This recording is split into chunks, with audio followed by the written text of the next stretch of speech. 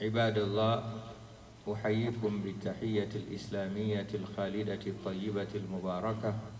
السلام عليكم ورحمة الله وبركاته.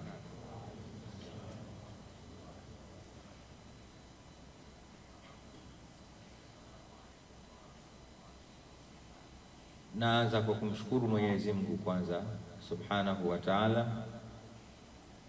kwa kutuneemesha kwa neema nyingi sana. Kubwa miongoni mwa neema hizo, namshukuru Allah kwa kutujalia kwa taufiki yake na mapenzi yake na fadhila zake kwetu kukusanyika katika sehemu hii tukufu ndani ya muda huu tukufu kwa ajili ya lengo tukufu. Lakini pili, nichukue nafasi hii kushukuru uongozi wa Masjid Maamur wa ala raasihim kakaangu shekhe wangu Sheikh Isa bin Uthman kwa kunipa tena nafasi hii kwa mara nyingine mfululizo kukalia kiti chake hichi kwa ajili ya kuzungumza lolote na Waislamu katika siku hii inayodhaniwa kwa maneno ya wanachuoni kwamba ndiyo mashukio ya usiku wa cheo. Pia nitangulize mapema kumuomba Mwenyezi Mungu Subhanahu wa Ta'ala ajalie ibada zetu zinazofanya katika Ramadhani ya mwaka huu ziwe ni ibada bora zaidi ukilinganisha na zile ambazo tumezifanya huko nyuma. Lakini pia tupate maana na lengo lilokusudiwa la Ramadhani katika Ramadhani yetu ya mwaka huu kama lile aloliainisha na kulitaja Mtume Muhammad sallallahu alayhi wasallam, man sama ramadhana imanan wa ihtisaban ghufira lahu ma taqaddama min dhanbi. Mtu aliobahatika kufunga Ramadhani kwa kuamini kwamba atalipwa na Mwenyezi Mungu Subhanahu wa Ta'ala, basi usamehewa makosa yake yote yaliyopita huko nyuma. Mwenyezi Mungu ajalie katika hao. Lakini baada ya hilo pia niwashukuru nanyi kwa kujumuika tena, lakini pia kunipa usikizi na kuamua kuyasikia yale yale ambayo mnayajua, na huenda ikawa nanyi mnayajua zaidi kuliko mimi nilokaa hapa.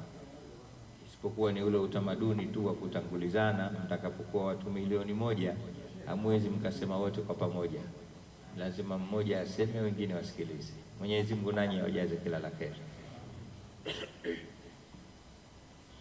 Wazee wangu, ndugu zangu, wapenzi wa Mtume Muhammad sallallahu alaihi wasallam, maneno ya kusema ni mengi sana katika mnasaba kama huu, lakini mimi ni khitari hiyo aya inayopatikana katika suratul Baqara inayoainisha muda tuliokuwa nao ni mwezi wa Ramadhani, au inayoeleza lengo la ujio wa mwezi huu. Ukisoma aya hile utakuta Mwenyezi Mungu anasema, ya ayyuhalladhina amanu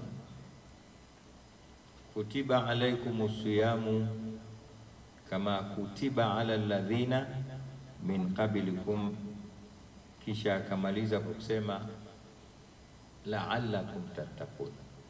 Wanachuoni wa tafsiri wanakuambia uzuri na utamu wa Qur'ani ni pale inapoanza na inapomalizikia katika kila aya. Ya ayyuhalladhina amanu, aya inaanza hivyo lakini inamalizia la'allakum tattaqun, enyi ambao wameamini. Inshallah, bila shaka na ndio sisi. Kutiba alaikumus siyam, fahamuni kwamba mmelazimishwa kufunga, kama kutiba ala alladhina min qablikum, kama walivyolazimishwa waliopita kabla yenu, la'allakum tattaqun, ili mpate kumcha Mwenyezi Mungu Subhanahu wa Ta'ala. Mwenyezi Mungu ajalie katika hapo. kisha akasema ayyama ma'dudat, akasema maneno mbele, akatia neno, akasema shahru ramadhana alladhi unzila fihi alquran hudan linnasi wa bayinatin min alhuda walfurqan, mpaka akayamaliza maneno. Sasa ili tupate kutiba alaikumus siyamu na tupate la'allakum tattaqun, tuanze na kugusa hichi kipande shahru ramadhana alladhi unzila fihi alquran. Mlipolazimishwa kufunga ni muda gani? Shahru ramadhani, katika mwezi wa Ramadhani. Ramadhani yenye tasdiki na sifa ya kuchaguliwa ndani ya mwezi huo kuteremshwa mafundisho aliyoyafinyanga Mwenyezi Mungu, akaita kitabu na akayapa jina Al-Furqan au Al-Quran. Ni nini mwezi wa Ramadhani? Basi kwanza, Ramadhani ni muda kama mida mingine tu, inaanziwa na sekunde zikiwa 60, tunapata dakika zikiwa 60, tunapata saa zikiwa 24, tunapata siku zikiwa 30, tunapata mwezi. Muda huu Mwenyezi Mungu Subhanahu wa Ta'ala ameuchanganya katika mida mingine, lakini tofauti ya muda huu kama walivyosema wanachuoni kwamba ashuhuru ka auladi Yaquba. Ukiwasoma wenyewe wanachuoni wana maana wanasema ashuhuru ka auladi Yaquba, miezi ni kama watoto wa Yaqubu. Yaqubu yule babake Yusuf alayhi salam, Mwenyezi Mungu Subhanahu wa Ta'ala alimpa kizazi cha watoto 12, lakini ndani ya watoto 12 wale akamkhitari mtoto mmoja ambaye ndio aliyomtangaza zaidi kuliko wengine, lakini pia ndio alikuwa msaada ya watoto wengine wa Yaqubu, naye ni Yusuf alayhi salam. Sasa wanachuoni wanasema mwaka nao una miezi 12 kama watoto wa Yaqubu, lakini miezi yote hiyo bingwa wao, mbora wao, msaada kwao katika miezi mingine hakuna isipokuwa ni mwezi mtukufu wa Ramadhani. Na alhamdulillah Mwenyezi Mungu Subhanahu wa Ta'ala kwa mapenzi yake bado hata nasi anatupa mwezi huu mtukufu wa Ramadhani. Na inawezekana miongoni mwetu tuna Ramadhani nyingi kuliko hata Mtume Muhammad sallallahu alaihi wasallam. Mtume sallallahu alaihi wasallam katika umri wake wa miaka 63 alibahatika kupata Ramadhani 9 tu, kwa sababu Ramadhani imeshuka baada ya kuhama kwake Mtume Muhammad sallallahu alaihi wasallam kuhamia Madina katika mwaka wa pili, na Mtume sallallahu alaihi wasallam aliishi Madina kwa miaka 10 tu. Kwa hiyo utakuta alikosa mmoja, ile miaka 9 ya mwisho alipata Ramadhani. Kwa nini nimetia kipengele kama hiki? Maana yangu tu ni kutaka kujitizama mimi binafsi nisemaye, na wewe unaonisikiliza, una Ramadhani ngapi zimekupitia tangu siku ulobalege mpaka hii leo? Na je, zote tukikutana na Allah Subhanahu wa Ta'ala unaweza ukatoka kifua mbele ukamwambia Mwenyezi Mungu, mimi usimtizame kwa sala wala kwa zaka wala kwa hija, nitizame kwa Ramadhani? Mtume Muhammad sallallahu alaihi wasallam anaizungumza Ramadhani katika ujio wake mwaka mmoja, kama anavyohadithia Ubada ibn Samit sahaba yake.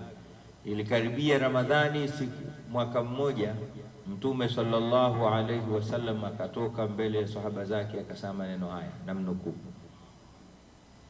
atakum ramadhanu shahru baraka yakshakumullahu fihi fayunzilu rahma wa yahuttu al-khataya wa yastajibu du'a wa yubahi bikum malaikatahu fa'arullaha fihi min anfusikum khairan fa inna ash-shaqiyya man hurima fihi rahmatu rabbi.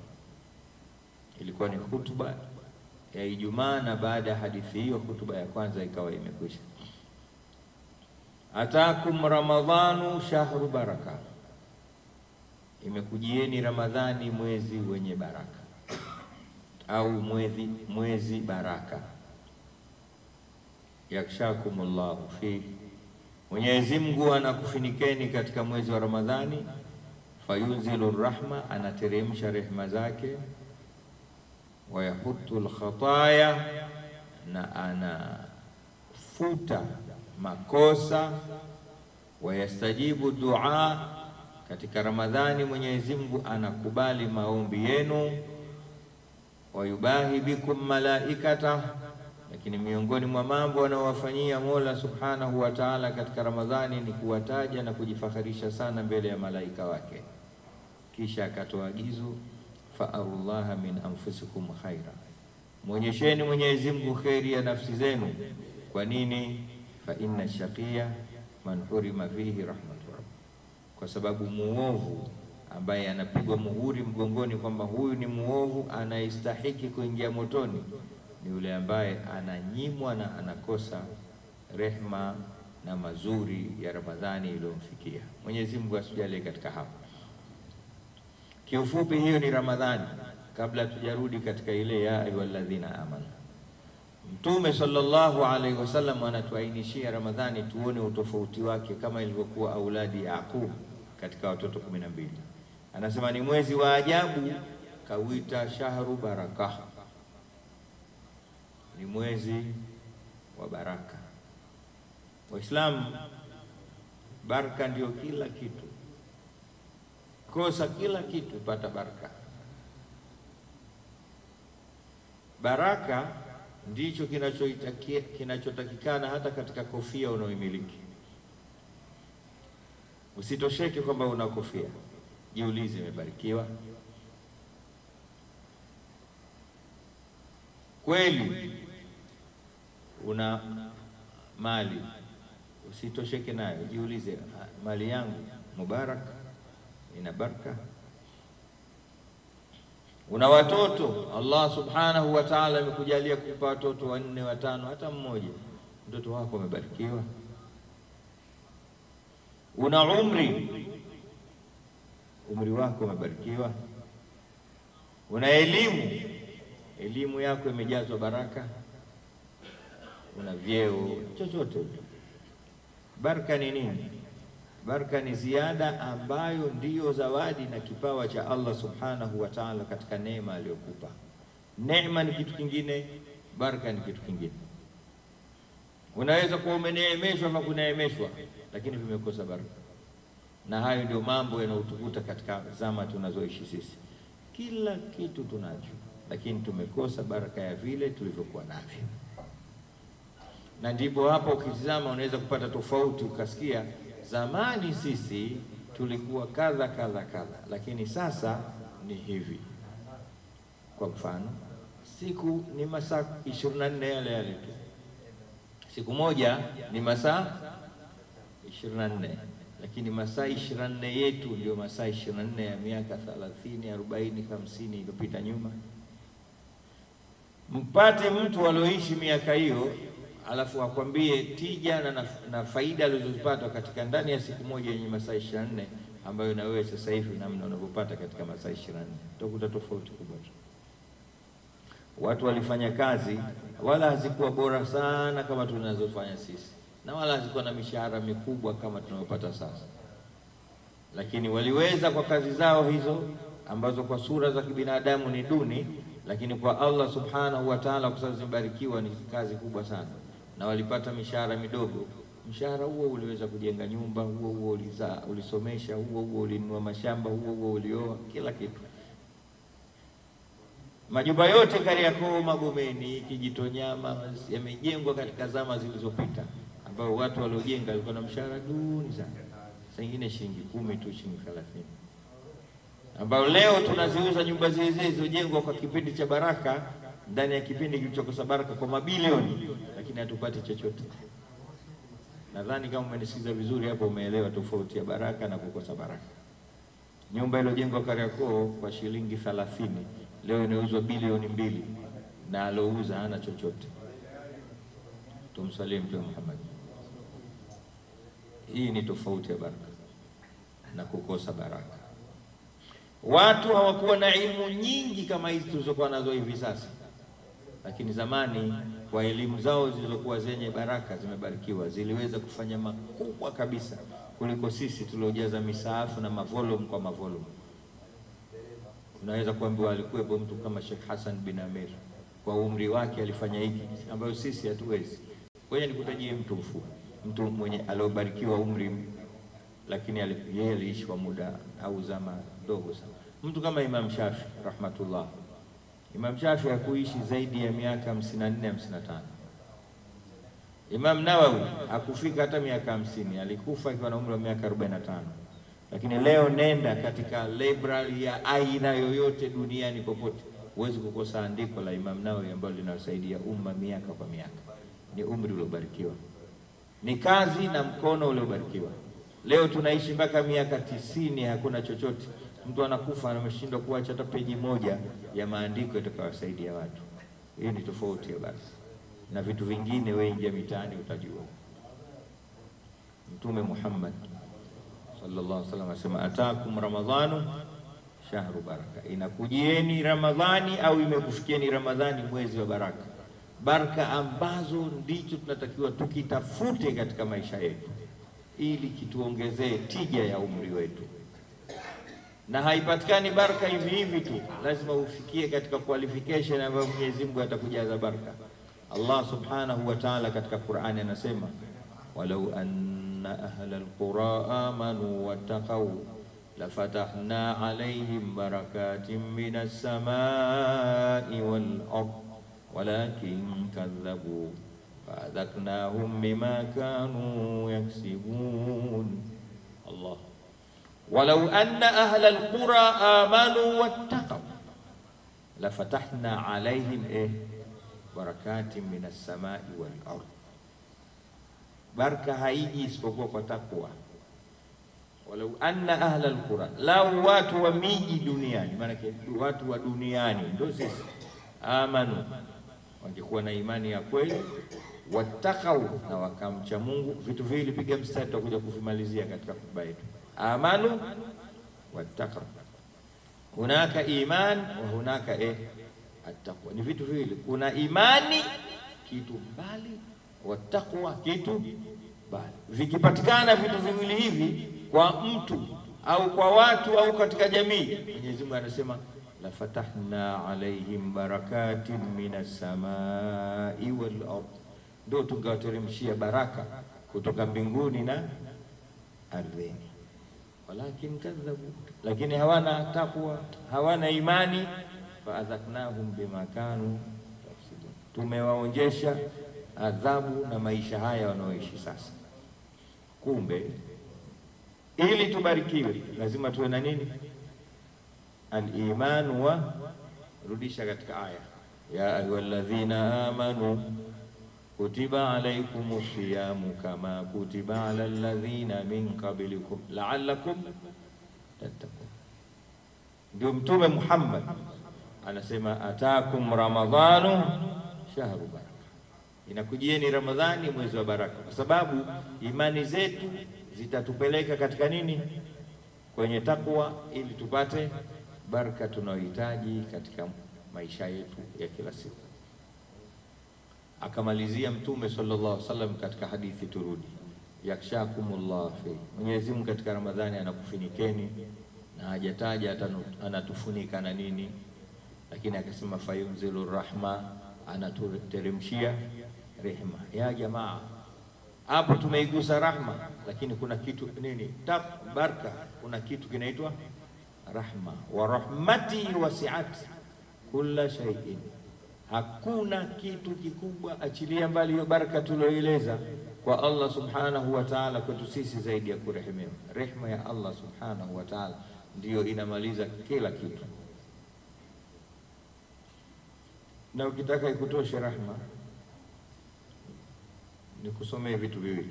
Tizama hadithi ya Mtume Muhammad sallallahu alaihi wasallam, anasema hakuna yoyote miongoni mwenu, niseme Kiswahili tuelewane, muda unakwisha. Hayuko yoyote miongoni mwenu ataingia peponi kwa mali yake, kwa matendo yake, eti kuna mtu ataingia peponi kwa sababu ana swali, Mtume anakataa. Au kwa sababu ya hija anakataa, au kwa sababu ya saumu hii ambayo leo tuna siku 26 tunakwenda 27. Sallallahu alaihi wasallam anasema hakuna mtu katika nyie anavyoona sura zenu kwamba atakuja kuingizwa peponi kwa amali yake, ila Mwenyezi Mungu amfinike kwa rehema yake. Masahaba wakamgeukia wakamwambia, wala anta ya Rasulullah, hata wewe? Akisema wala ana, hata mimi sitoingia peponi ila ayataghammadani Allahu birahmatihi, Mungu anifunike kwa rehema yake. Hiyo ndo maana ya rehema.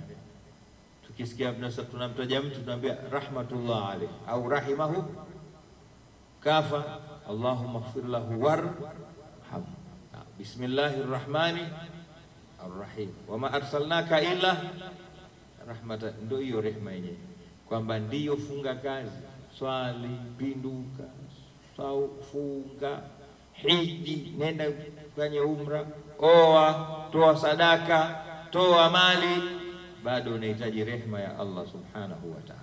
Na ndio maana wenyewe nakwambia hata ukiomba dua rabbana atina fid dunya hasanatan wa fil akhirati hasanatan wa qina adhaban nar, usimalize usipokuwa mwambie birahmatika ya arhamar rahimin.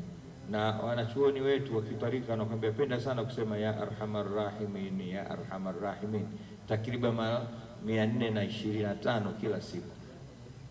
Tumsalie Mtume Muhammad, kwa sababu ni kitu tunahitaji rehema ya Allah subhanahu wa ta'ala. Usitosheke ukaona wewe unaswali sana, unafunga sana, Mungu amekurehemu. Muombe Mungu akurehemu. Mwezi wa Ramadhani bure bure kama zinavyokuja baraka, na mwezi wa Ramadhani ni mwezi wa rehema. Mwenyezi Mungu kila sekunde inakuja na rehema zake, na ndio maana mtaona kuna tofauti katika maisha yenu kipindi cha Ramadhani na nje ya Ramadhani. Shetani tu anakutisha kabla Ramadhani, anakwambia Ramadhani inakuja itakuwaje, anakutisha tisha, anakupanga panga, lakini wallahi subiri Ramadhani iingie. Nyote nyie hapa tangu mwingia Ramadhani mpaka leo hakuna mtu aliyokosa futari. Uongo kweli? Na nyote mtapata sikukuu za watoto wenu. Uongo kweli? Hiyo ni rehema ya Ramadhani na baraka yake. Ndio aliposema Mtume Muhammad, lau ta'lamu ummati ma fi ramadhana latamannau an takuna sana kulluha ramadhani. Lau watu wangu wangejua mazuri, faida zilizomo katika mwezi wa Ramadhani, wao wenyewe wangependa mwaka mzima uwe Ramadhani. Sababu Ramadhani kuna baraka tele, tumezigusa kidogo, lakini Ramadhani ina rehema tele. Akaendelea Mtume Muhammad sallallahu alaihi wasallam, baada ya kusema Ramadhani ni mwezi wa baraka, Ramadhani ni mwezi wa rahma, akasema ndani ya Ramadhani Mwenyezi Mungu subhanahu wa ta'ala yahutul khataya, anafuta makosa. Anafuta, underline, piga mstari chini, yahutu al khataya. Kuna yaghfiru na yahutu, vitu viwili tofauti. Kusamehe makosa mbali na kufuta makosa kitu kingine.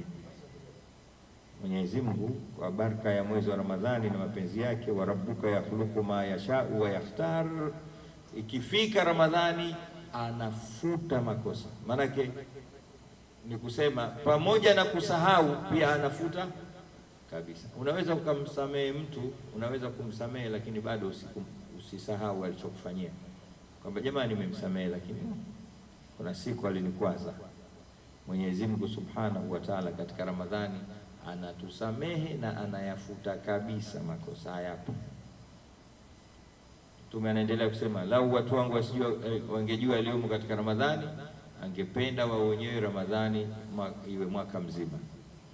Akatoka hapo akasema jambo moja kubwa sana, wayastajibu dua, anakubali maombi. Ukinyanyua mkono katika Ramadhani, Mungu nataka hiki na hiki na hiki na hiki, kile na kile sikitaki, Mwenyezi Mungu anakubali katika Ramadhani.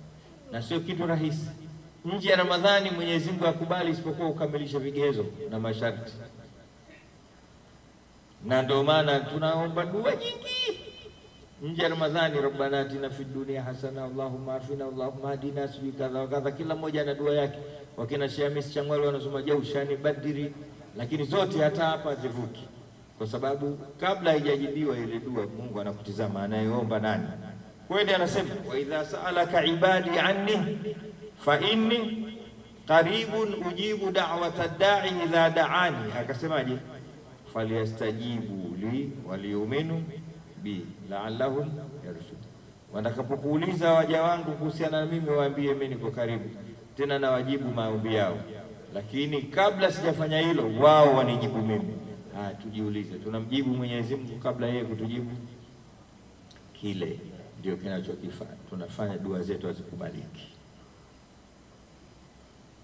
Mtume alimtaja mtu anaotembea majangwani, amenyanyua mikono wake, ya Rabbi, nataka hiki kile sitaki. Mtume anamshangaa anasema, fa anna yustajabu, mtu vipi atajibiwa maombi yake wakati yeye ni haramu tupu, full complete. Chakula chake haramu, maji yake haramu, maneno yake haramu, nguo zake kachafuka, alafu anajidai kwa Mungu, Mungu nipe. Mungu ampi huyo. Lakini wallahi niwaambie, ndani ya Ramadhani na machafu yetu, unachomwambia Mwenyezi Mungu anatufanyia. Ndio yastajibu dua. Omba Ramadhani kabla haijaisha hii.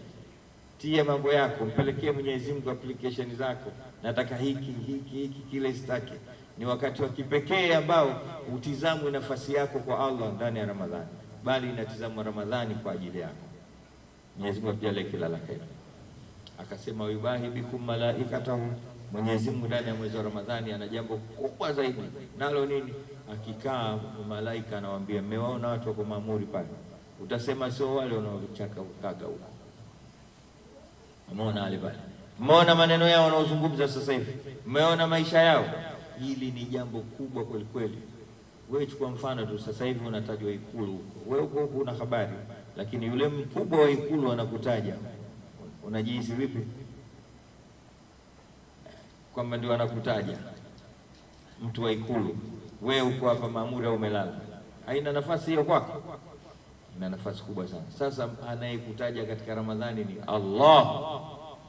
Mwenyewe anasema wala dhikrullahi akbar. Kutajwa na Mwenyezi Mungu ni jambo kubwa sana. Hii ni masdari. Ukitaka wala dhikrullah, kumtaja Mungu inakubali. Wala dhikrullah, kutajwa na Mwenyezi Mungu pia inakubali. Wala dhikrullahi akbar, kutajwa na Mwenyezi Mungu ni jambo kubwa sana. Usipate chochote Mungu tu ile kukaa kutaja yule pale, ndio anaitwa Walidi Alhadi Omar Kawambwa, amekaa na watu wanamsikiliza sasa hivi, ni jambo kubwa sana. Mwenyezi Mungu atujalie tutajwe hivyo. Alipofika hapa akasema fa'arullaha min anfusikum khaira.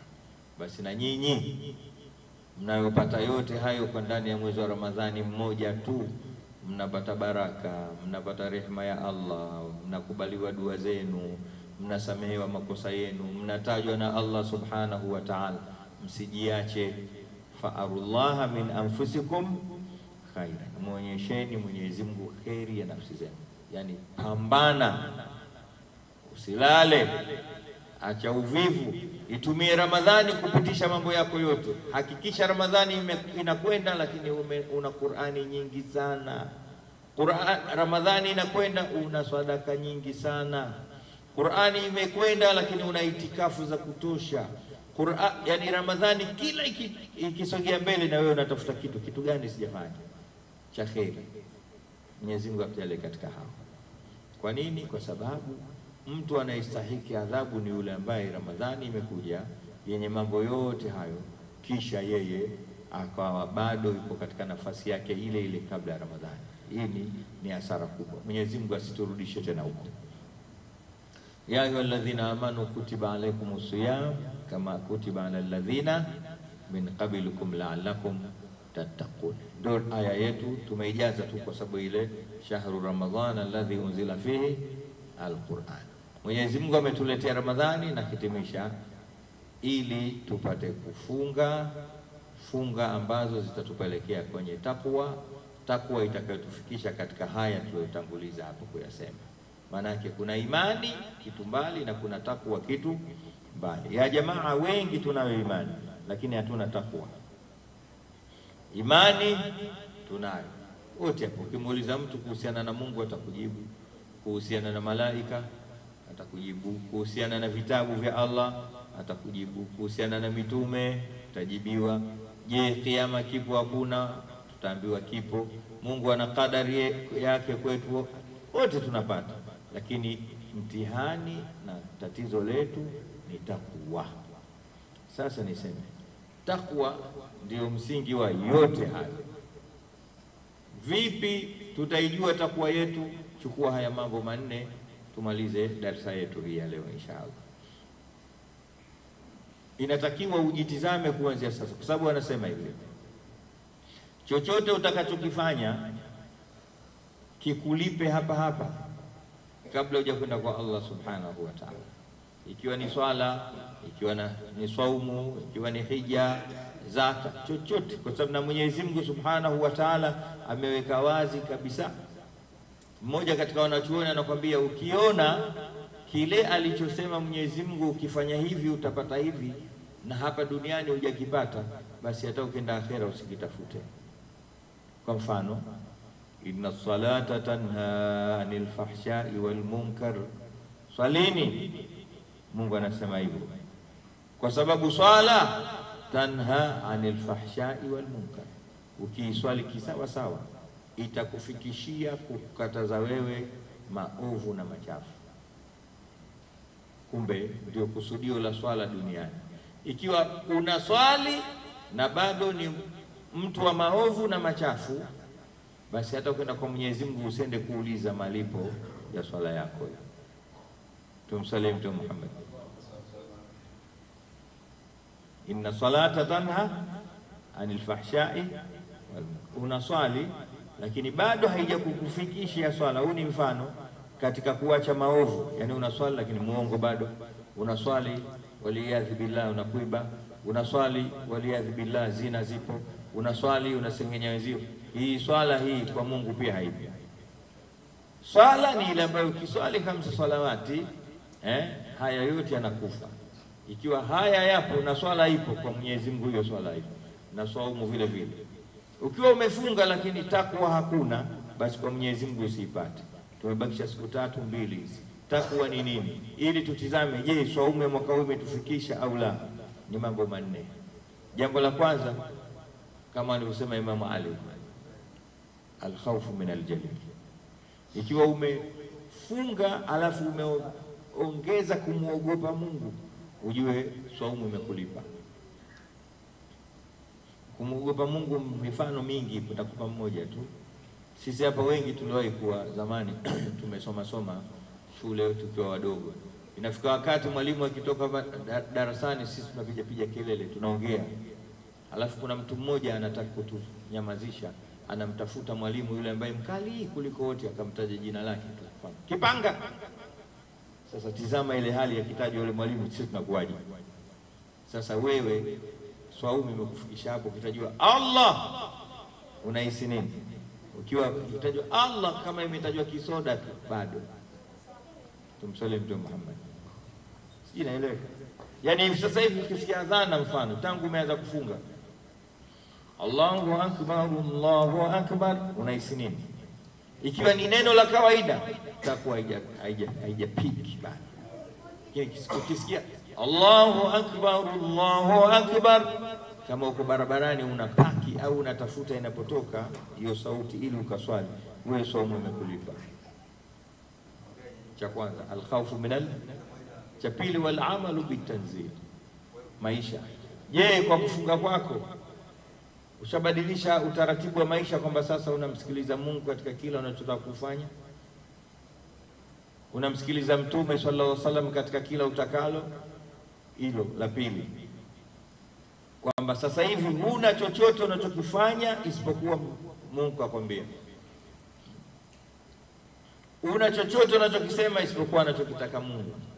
Ukiona umefikia hapo, unamchunga Mungu katika maisha yako ya utendaji, sakanati wal harakati, kwamba sasa Mungu ndo kila kitu. Sivai isipokuwa anachotaka Mungu, siendi isipokuwa anapopataka Mungu, sili isipokuwa anachotaka Mungu. Ukiona umefikia hapo, hiyo somo imekulipa. La hapo hujafika, saumu hii hata ukienda akhera usitafute. Ya ayyuhalladhina amanu kutiba alaykumus siyam kama kutiba alal ladhina min qablikum la'allakum. Cha tatu, wal qana'atu bil qalil, kwenye mtihani hapa saumu ikufikishe kukinai kwa halali yako, kwamba mimi baada ya saumu ya mwaka huu sitokula rushwa, hata kama kipato changu ni kidogo, sitokiongeza kwa riba, sitokiongeza kwa uongo na magendo. Kama hapo hujafika, saumu haijakulipa, imepita, imegonga mwamba wa juu, anasema imegonga besela, imerudi Hamisi. Cha mwisho, walistidadu liyaumi rahil, saumu ikufikishe kwamba maisha yako baada ya saumu ni wakati wote unajiandaa na kufa. Sio unajiandaa na kufa kwa kununua sanda kama wanaofanya watu wengine, haikatazi. Lakini kuna mtu alivyosikia jambo hili kwamba miongoni mwa faida za saumu ni kumpeleka mtu kujiandalia kifo chake, basi katafuta cha kumuosha sanda, maji kaagiza ya Zamzamu ili akioshwa kisha aseme hapa ndo nitazikwa. Sio hivyo. Alistidadu liyaumi rahil, kujiandaa na kufa ni kuonekana maisha yako sasa, kama alivyosema Mtume Muhammad sallallahu alaihi wasallam, i'mal lidunyaka ka'annaka ta'ishu abadan wa'mal li akhiratika ka'annaka tamutu gadan. Yani unaishi duniani kama hufi, lakini ndani ya maisha yako hayo unajiandaa na kifo kama unakufa kesho. Udharau chochote katika mambo ya kheri na udharau chochote katika kibaya. Kheri unakimbilia, baya hata kama dogo kiasi gani unaliacha. Na huo ni mtihani mkubwa tuliokuwa nao hivi sasa hivi. Tunapenda kudharau baadhi ya mambo ambayo maswahaba wenzetu walikuwa na yao hesabu minal mubiqat. Jambo dogo tu, si nimemkonyeza tu. Kukonyeza minal mubiqat, kusonya minal mubiqat, kusema urongo minal mubiqat, kudharau swala za jamaa minal mubiqat. Unakaa mtu unaswali yani unavyotaka wewe, hustushi na swala minal mubiqat, ni mambo ya kuangamiza yote. Saumu itufikishe katika mambo manne hayo, ndiyo takwa iliyokusudiwa.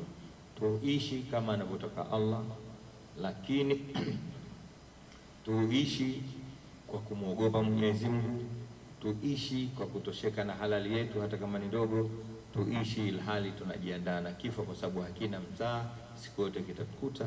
Mwenyezi Mungu Subhanahu wa Ta'ala ajalie Ramadhani yetu mwaka huu katika Ramadhani zile ambazo kwamba tutajifakharisha nazo tukikutana nayo. Mwenyezi Mungu atusamee makosa yetu sisi na wazee wetu. Ramadhani hii tutie wepesi katika kumwabudu zaidi kuliko tulikuwa tukimwabudu zamani, lakini Ramadhani hii ikatusimamie mbele ya Mwenyezi Mungu Subhanahu wa Ta'ala. Ramadhani ijifakharishe na sisi kuliko sisi kujifakharisha na Ramadhani.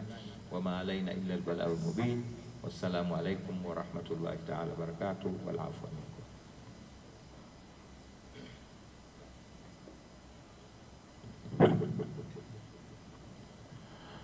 Wa alaikum assalam wa rahmatullahi wa barakatuh.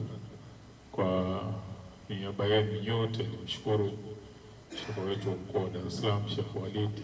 Yeye hapa ni nyumbani kwake na katupa fursa tena ya kuanza na sisi.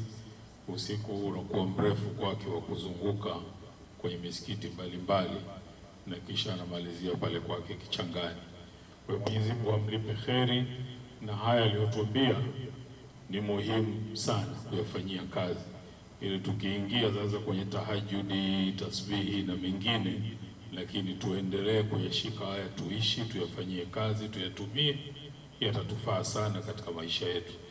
Kwa niaba yenu nimshukuru, Mwenyezi Mungu amlipe kila la kheri na sisi atuwafikishe katika kutekeleza. Wassalamu alaikum wa rahmatullahi wa barakatuh.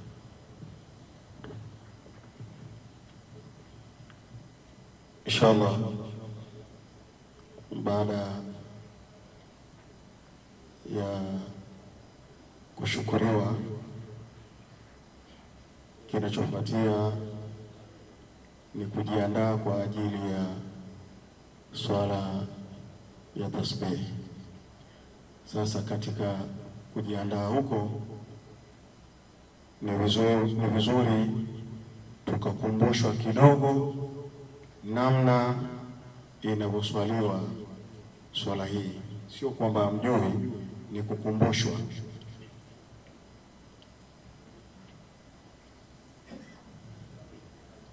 ukumbusho.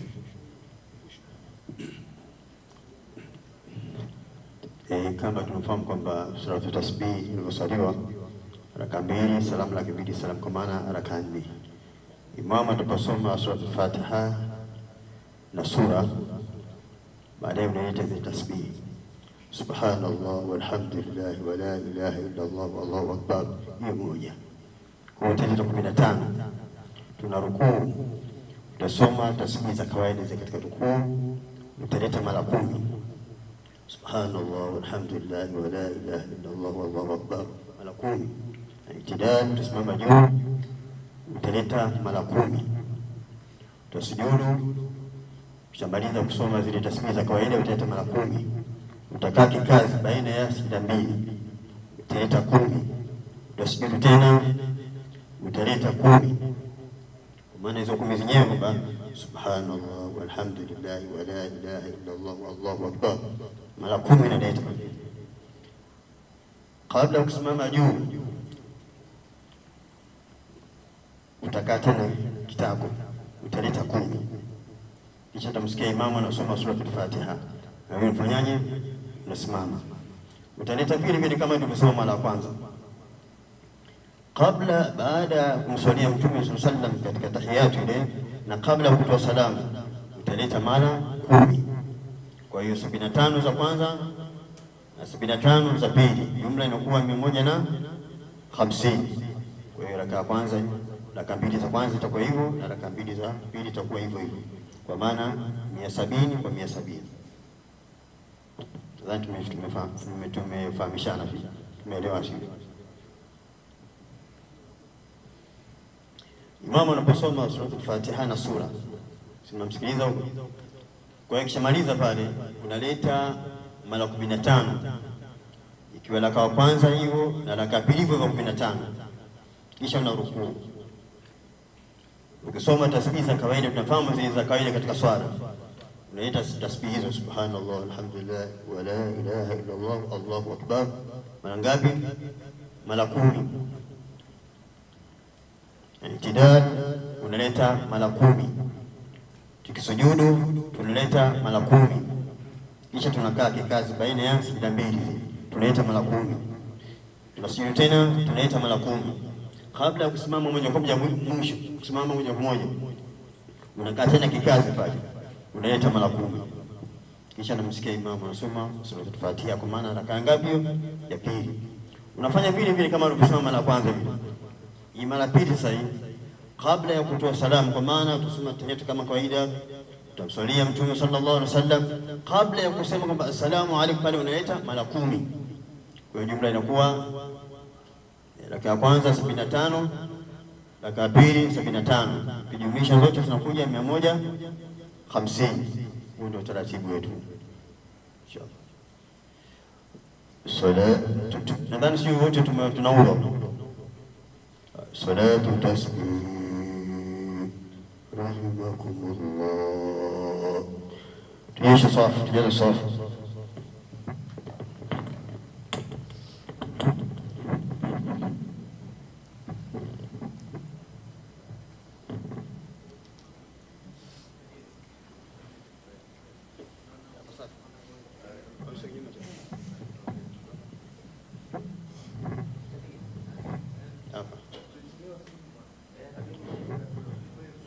Tunyeshe safu.